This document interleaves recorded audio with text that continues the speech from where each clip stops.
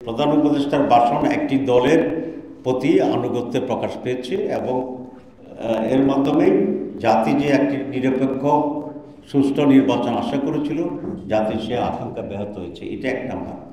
আর উনি যেটা বলেছেন, উনি ওনার দলের স্ট্যান্ড সম্পর্কে উনি হয়তো জানেন না, কারণ আপনারা জানেন যে বিএনপি শুরু থেকেই আপার হাউস লোয়ার হাউস কোথাও পিআর মানে না বলে তারা বলেছিল, কিন্তু গতকালকের ভাষণে পিআরটা কিন্তু সেখানে প্রধান উপদেষ্টা বলেছে অ্যাকসেপ্টেড হবে।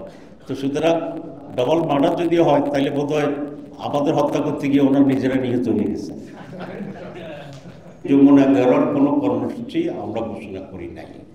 আমরা যেটা বলেছিলাম যে 16 তারিখে আমাদের শীর্ষ নেতৃবৃন্দ বসে পরবর্তী কর্মসূচি ঘোষণা করা হবে।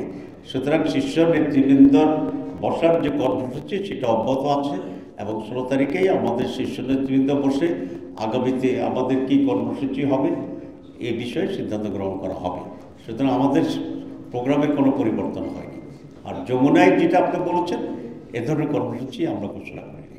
আসলে কোনো ব্যক্তির বা রাষ্ট্রের বা কোনো সরকার প্রধানের কোনো দলের সাথে ব্যালেন্স করা কিন্তু তার কোনো কাজ না, এটা দায়িত্ব না।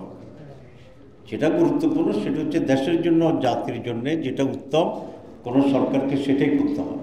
সুতরাং ব্যালেন্স করেছেন যে শব্দটি, এটাই তো আমি মনে করি একটি নেগেটিভ শব্দ। এখানে জামাত ইসলামী আর বিএনপির সাথে ব্যালেন্সের তো কোনো ইস্যু না, ইস্যুটা হচ্ছে জাতির স্বার্থ রক্ষা করা।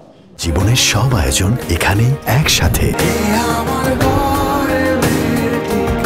আমরা মনে করি যে উনি যে আদেশ দিয়েছেন সেটা সঠিক হয়েছে, কিন্তু আদেশের যেটা কনসেনসাস কমিশন যেভাবে বলছে সেখানে উনি কিছুটা ব্যত্যয় ঘটিয়ে দিয়েছেন, এটা করাটা সমীচীন হয়নি আমাদের কথা। আর 2 নম্বর আমরা সবসময় বলছি, আমরা এখনও বলছি গণভোট এবং জাতীয় নির্বাচন দুটো একেবারেই ভিন্ন ইস্যু।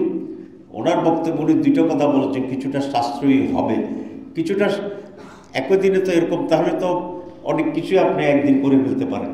তা আমরা তো সেটা করছি না, কারণ জনগণের স্বার্থেই তো দেশের বাজেট, সেখানে কিছুটা টাকা খরচ হলো যেটা জাতির জন্য, দেশের জন্য কল্যাণকর, আমাদেরকে সেটা করতে হবে। কেউ যদি এই কথা বলে যে জাতীয় নির্বাচন করার জন্য বহু টাকার প্রয়োজন হবে, তো তাহলে কি আপনি জাতীয় নির্বাচন করবেন না?